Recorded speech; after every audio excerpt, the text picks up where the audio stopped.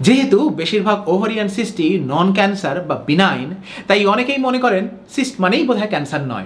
কিন্তু এরকম ভুল ধারণার বশবর্তী হয়ে দিকবিদিক জ্ঞানশূন্য হয়ে যথেষ্ট সাবধানতা না নিয়ে চিকিৎসা না করাই ভালো। পৃথিবী পাল্টাচ্ছে, মানুষের শরীরের সুবিধে, অসুবিধে এবং অসুখের সম্ভাবনাও পাল্টাচ্ছে।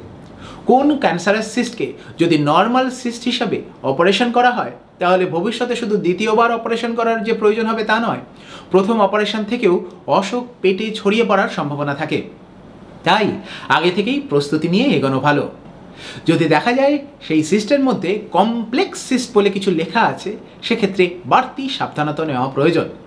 নিচের লেখা টার্মগুলো যদি আপনার আল্ট্রাসাউন্ড রিপোর্টে দেখেন, তাহলে ডাক্তারবাবুর কাছে আগে ভাগেই জিজ্ঞাসা করে নিন উনি সেটিকে হাই রিস্ক বলে ভাবছেন কিনা।